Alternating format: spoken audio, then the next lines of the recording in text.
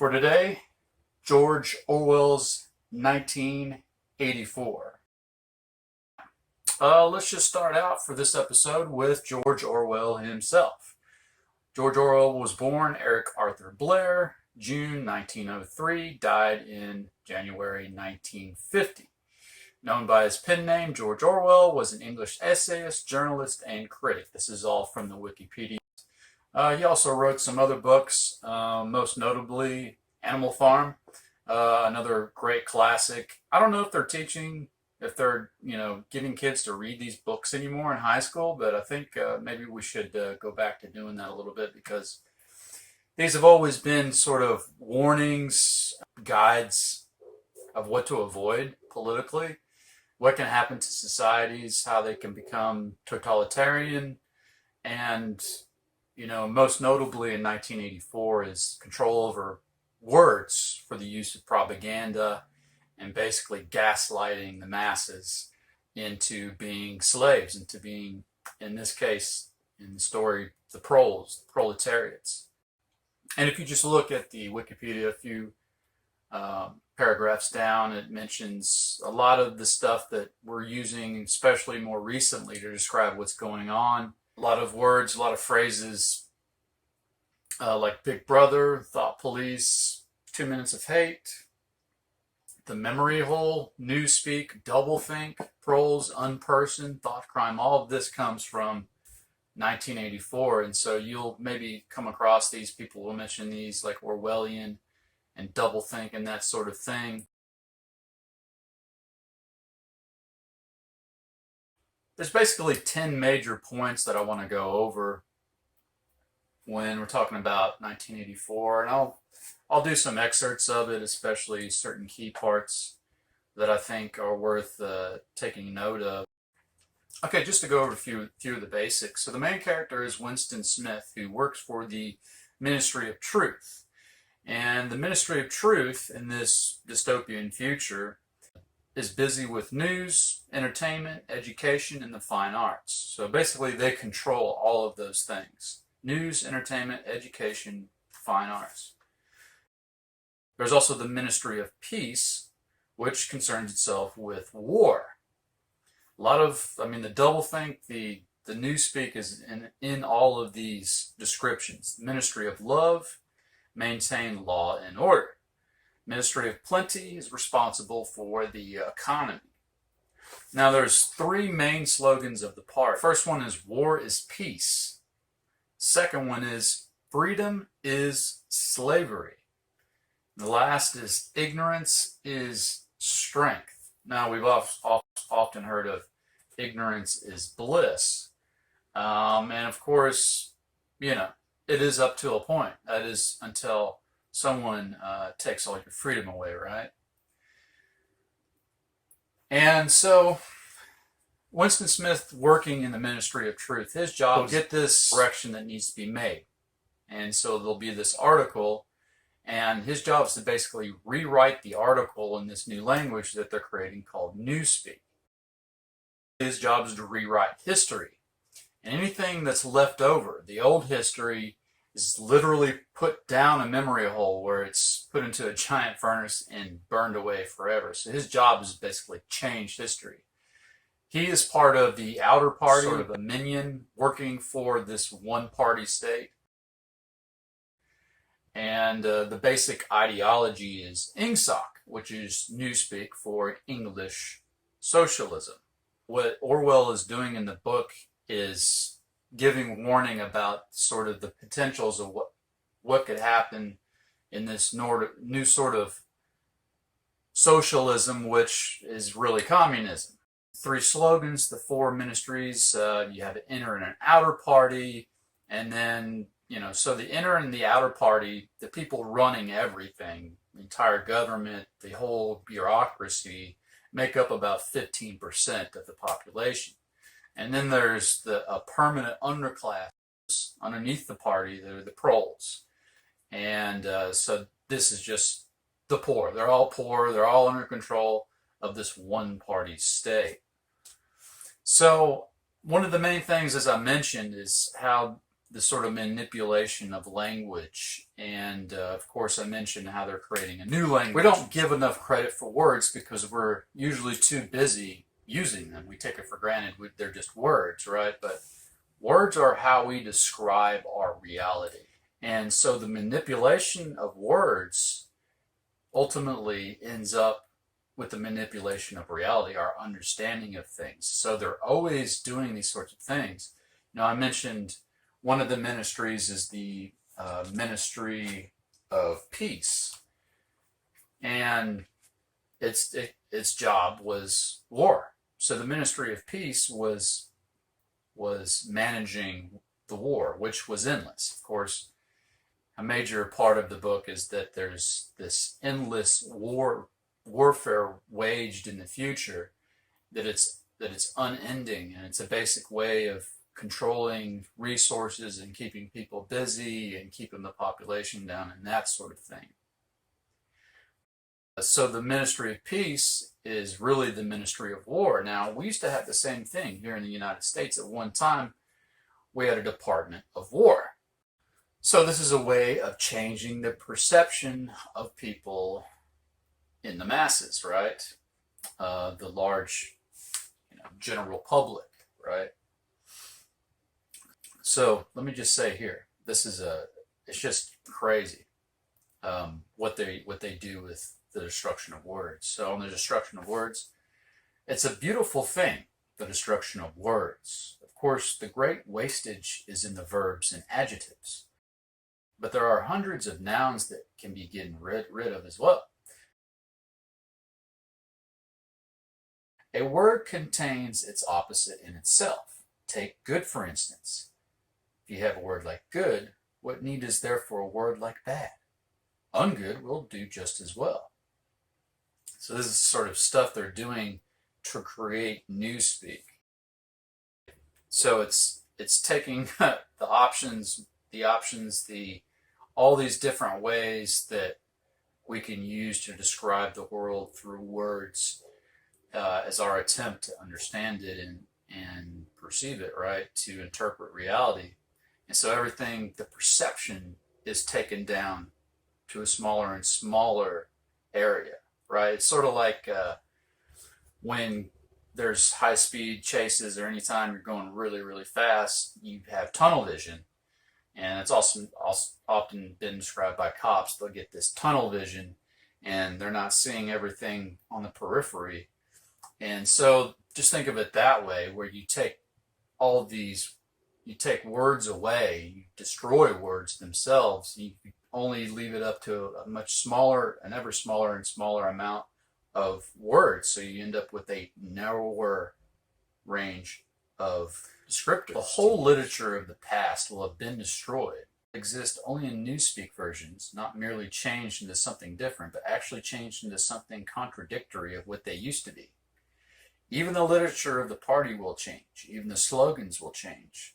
How could you have a slogan like "freedom is slavery" when the concept of freedom has been abolished? The whole climate of thought will be different. In fact, there will be no thought as we understand it now. Orthodoxy means not thinking, not needing to think. Orthodoxy is unconsciousness.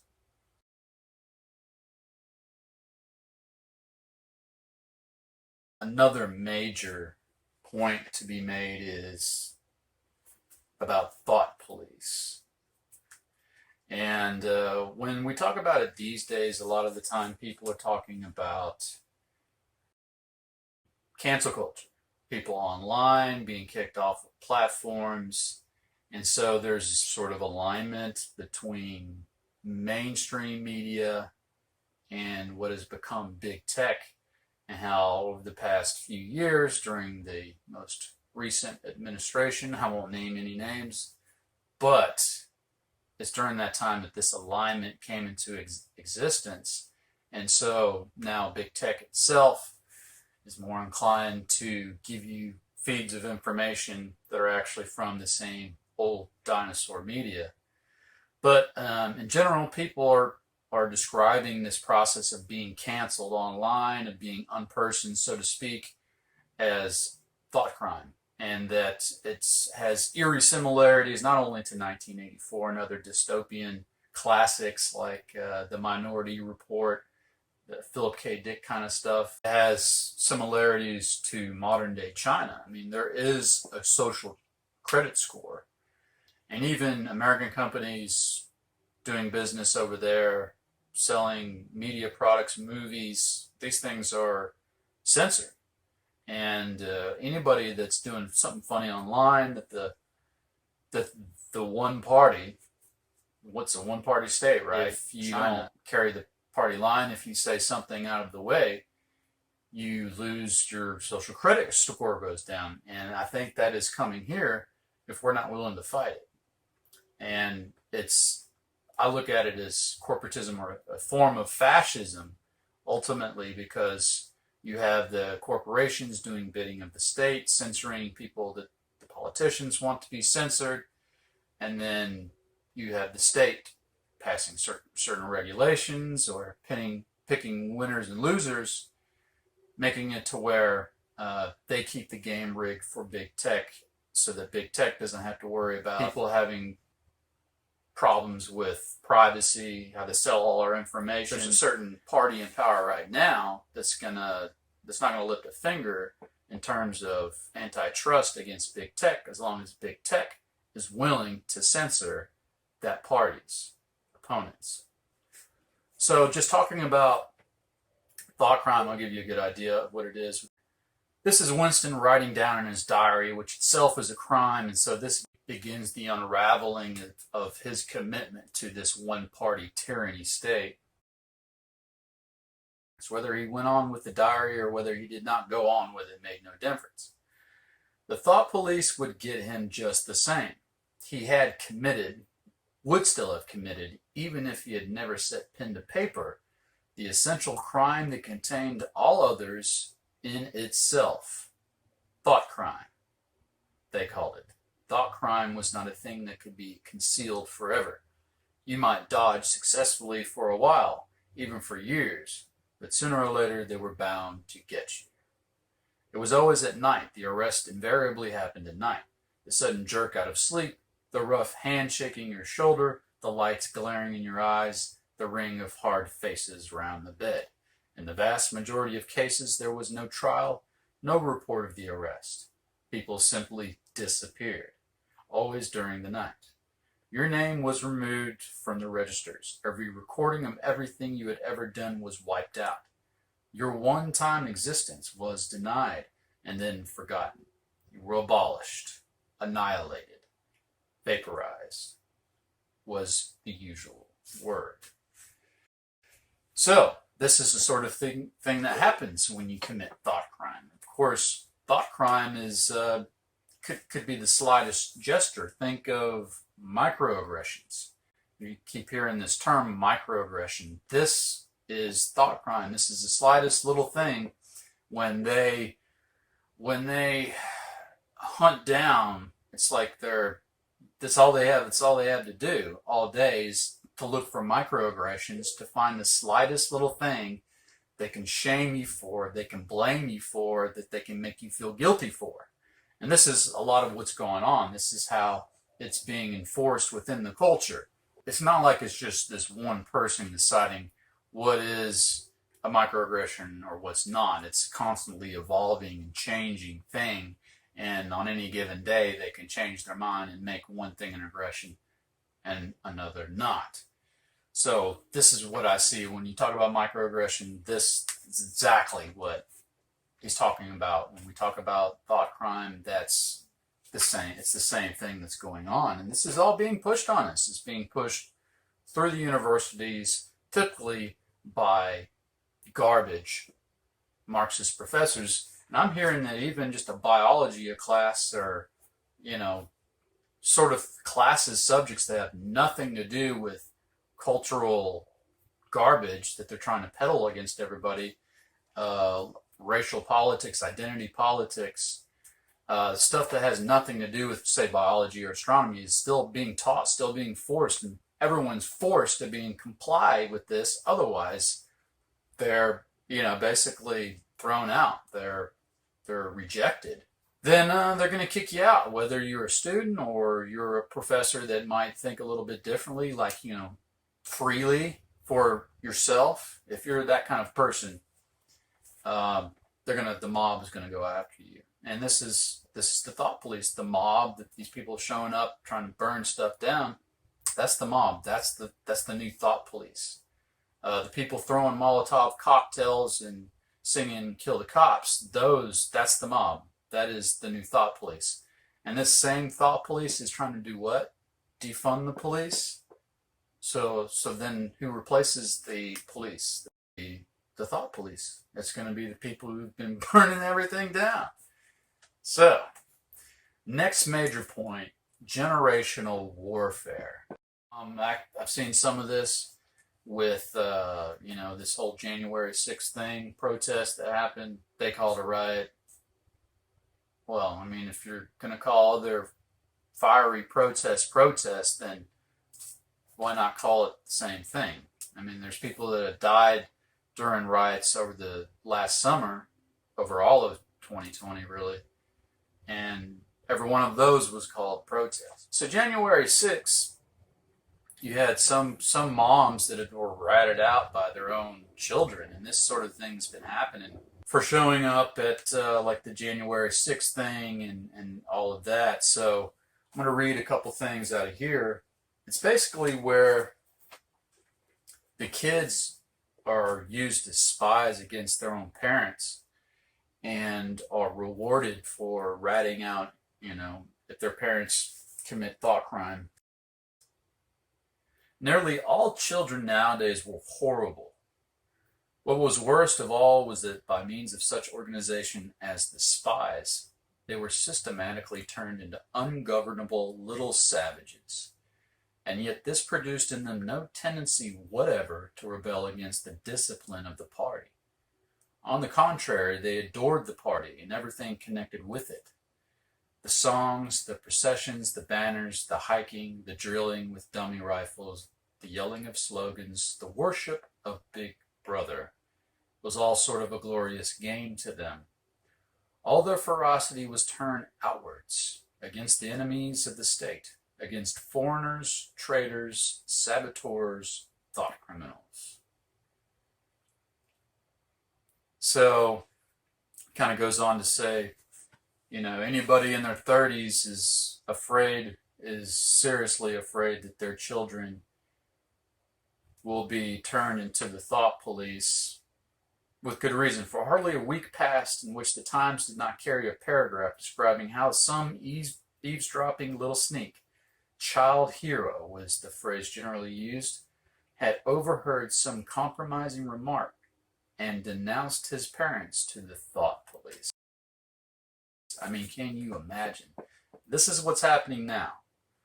There is a certain political paradigm that is getting after your kids, and it's getting after them in as many ways as possible. I'll give you an example. You can look up the numbers and it'll show you that as soon as they started teaching sex ed is when there was a huge increase in teen pregnancy, STDs, that sort of thing, generally kids having sex. So the more they talked about it in school, the more it increased sexual, behavior among teenagers who don't have any business having sex, but they insist on talking about this and just, it's just expression. They're just becoming of age. So, let's all talk about and obsess over sex, gender, and everything else. So this, ever since the Department of Education came into being, not only has that sort of thing happened, but the test scores have flatlined. Department of Education is another major example of when you allow this sort of bureaucracy to take over the education system. Anytime the government takes over a portion of society, it almost always fails. The Department of Education is another example, but also trying to teach sex ed, safe sex, ended up with more sex, which led to more disease, more early pregnancy, and ultimately probably more abortions. I mean, it peaked around in the 90s, late 80s and 90s. Another thing on generational warfare is also climate change. They're also using climate change and, all the generations before, mom and dad, have polluted the earth and it's all going to be over if we don't, we can only save the world with taxes. Well, I mean, you have Greta Thunberg. I think had this kid screaming her head off in order to influence other children and ultimately create a wedge between generations, children, and their parents. So that's another example of how this sort of thing is done. And of course, by 1984, this fictional version of the future, the kids are spying on their own parents. So a major portion of the book is in the story. Winston Smith, main character, gets a book from someone in the inner party named O'Brien, who he believes he can trust as part of this underground group called the Brotherhood, who is led by Emmanuel Goldstein. So O'Brien gives Winston this book by Goldstein called The Theory and Practice of Oligarchical Collectivism. And just to think about that title for a second, I think that's kind of what we're dealing with, another way of describing where you have this rich oligarchy running these various cartels. Some of them are older, part of the family dynasties and that sort of, it's an oligarchy. And so this is oligarchical collectivism when you have these people high in power not only dividing us using race, gender, identity politics in general, it distracts us from looking at them. But they also use collectivism to basically move the masses in the direction that they want to go. And it's social engineering 101. But it takes up a major portion of the book.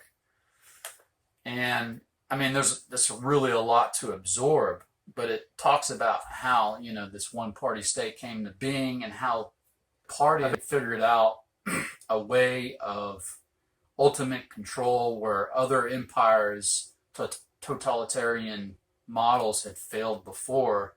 They had figured out how to maintain power, a small few controlling the many. I'd love to read you the whole thing, but I can't. But after the revolutionary period of the 50s and 60s, society regrouped itself, as always, into high, middle, and low. But the new high group, unlike all its forerunners, did not act upon instinct, but knew what was needed to safeguard its position. It had long been realized that the only secure basis for oligarchy is collectivism. Wealth and privilege are most easily defended when they are possessed jointly. The so-called abolition of private property, which took place in the middle years of the century, meant, in effect, the concentration of property in far fewer hands than before. But with this difference, the new owners were a group instead of a mass of individuals. Individually, no member of the party owns anything except petty personal belongings. Collectively, the party owns everything in Oceania, which is one of the three superpowers that is where everything takes place in the book, London being the capital of Oceania. In the years following the revolution, it was able to step into this commanding position almost unopposed because the whole process was represented as an act of collectivization. It had always been assumed that if the capitalist class were expropriated, socialism must follow, and unquestionably, the capitalists had been expropriated. Factories, mines, land, houses, transport, everything had been taken away from them. And since these things were no longer private property, it followed that they must be public property. Ingsoc, English socialism, which grew out of their earlier socialist movement and inherited its phraseology, has in fact carried out the main item in the socialist program, with the result foreseen and intended beforehand. The economic inequality has been made permanent. So understand, he's saying, everything, a lot of what socialism is and these other isms are ultimately collectivism, collectivist ideas, or ideals rather. And in fact, what ends up happening with the socialist movements is that economic inequality is made permanent. And it seems to be against the idea where it's trying to, socialism, collectivism is trying to say, everyone gets an equal share, but that ends up being that the opposite happens. And he explains it here. I mean, and then still, even after this book is written and this is understood in his time in the late 40s, mid to late 40s, we still end up with these various different left-wing revolutions in different parts of the world. It goes on it's a really good explanation, and it applies to today as much as it did then, if not more so. So, definitely when you get it, you might want to read it two or three times as far as that section, the theory and practice of oligarchical collectivism. I think that's really what we're dealing with today. I'll just give you just a little bit more. He did not see that the continuity of an oligarchy need to be physical, nor did he pause to reflect that hereditary aristocracies have always been short-lived, whereas adoptive organizations such as the Catholic Church have sometimes lasted for hundreds or thousands of years. The essence of oligarchical rule is not a father-to-son inheritance, but the persistence of a certain worldview and a certain way of life imposed by the dead upon the living. A ruling group is a ruling group so long as it can nominate its successors. The party is not concerned with perpetuating its blood, but with perpetuating itself. Who wields power is not important, provided that the hierarchical structure remains always the same. That gives you an idea of that whole portion of the book, and it's really, really insightful, and it really gives a historical context to how these movements and this sort of way of controlling people can spring up and maintain power. Crime stop, another part I just want to take out of here real quick. Crime stop means the faculty of stopping short as though by instinct at the threshold of any dangerous thought. It includes the power of not grasping analogies, of failing to perceive logical errors, of misunderstanding the simplest arguments if they are inimical to ingsoc, and of being bored or repelled by any train of thought which is capable of leading in a heretical direction. Crime stop, in short, means protective stupidity. Oceanic society rests ultimately on the belief that Big Brother is omnipotent and the party is infallible. I could read the whole thing. Like I said, I could read the whole thing. One more part from this portion of the book on doublethink. Doublethink means the power of holding two contradictory beliefs in one's mind simultaneously and accepting both of them.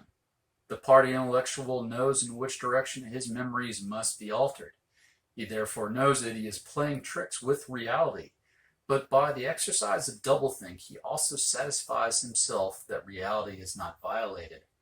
The process has to be conscious, or it would not be carried out with the sufficient precision. It also has to be unconscious, or it would bring with it a feeling of falsity and hence of guilt.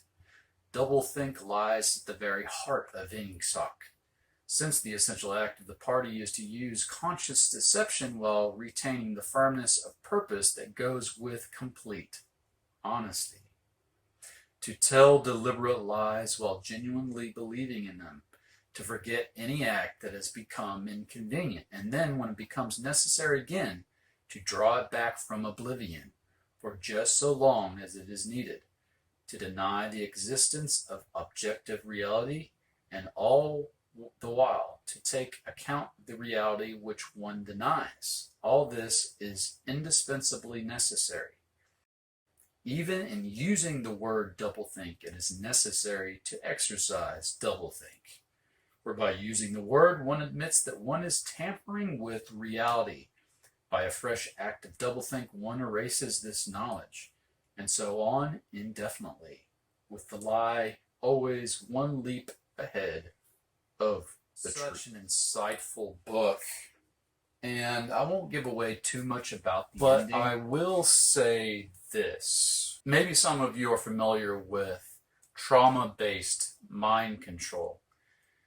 Back in the 70s, the Frank Church Committee was convened to find out about a bunch of CIA government activity, and a lot of this had to do with drugging people, secret experiments in the, all these different rooms at these different institutions, medical centers, colleges. And what came out of it was MK Ultra. And MK Ultra was this, there was multiple projects actually. MK Ultra is probably the more famous one, the one you might have heard of. These different experiments come down to trauma-based mind control. And the general, I don't know how else to say this, the way they do it is using torture. They can actually fracture a person's mind. And what happens when a person is being tortured, in order to deal with the pain, is this sort of defense mechanism, is a person will, if you can keep them awake, if you can keep them from passing out, which can be done with drugs, you can keep them awake while they go through this torture, all this pain, they'll actually switch to another personality. And this alternate personality is there basically to be able to manage what's being done to them in a way that doesn't basically shut down the body. It's a way for the body to cope, for the mind to cope, black out. But then they're still awake or reawakened, if you will, as this separate personality. And this separate personality, from what I understand, can be programmed to do certain tasks, and using words, the clever use of words, like think of NLP. Maybe some of you are familiar with that. I'll be going into several books that I have on NLP and give you guys a decent understanding of what that is. So that sort of type of use of words, clever use of words, they can program this alter for short. They call it alter. It's a thing with these people at the top. So this alternate personality emerges, and you can actually program this personality. It has suggestibility, and they can program it to perform certain tasks. And once that, you can use trigger words to bring the alternate personality to the surface, take over the body, and then use other trigger words to carry out a certain task that's been programmed in. And then when the task is over, the person returns to their core personality, where they don't remember what the other personality was doing. That's the basic, how they've been able to train people. And the idea is there's maybe these sort of assassinations. If you take a look at Sirhan, very interesting. He doesn't remember a thing about killing RFK. But anyway, so trauma-based mind control, that's basically what happens at the end. I won't give away too much more, but 84, it's been brought up, the word Orwellian and thought crime and this sort of thing has been brought up before, but I think now more than ever, it seems like 1984 is being used more as a instruction manual for total control freaks, especially when you consider what's happened with the lockdowns, this whole draconian sort of set of rules that people are having to follow in different places. And these rules don't match the science honestly in any honest way. And they'll scream that it's about the science. We're following the science this, the science that. When that's obviously a lie and it's just not true. So anyway, I think that it's the timeless wisdom of 1984 is definitely worth checking out if you haven't already. A lot of people are familiar with it. Some people grew up reading it in school. I don't know if that's happening anymore, but it definitely should. Just a quick note about next week's episode, the second episode of the Deep Page podcast. I'll be taking a look at Aldous Huxley's A Brave New World. And I'll be going through the main points on that one. A lot of similarities, some things different than 1984, but we'll take a look at all of it. And like I said, after that, I'll be taking a look at Ray Bradbury's Fahrenheit 451. These are just a few I'm going to start out with. I have a lot to go into. These are sort of fiction, makes it easy for people to absorb sometimes when it's in fiction form. So I think just about anybody can pick them up and really kind of be blown away too by the sort of ideas that come across in these sort of novels. But I have tons of nonfiction to talk about, to go into: Toltec wisdom, NLP,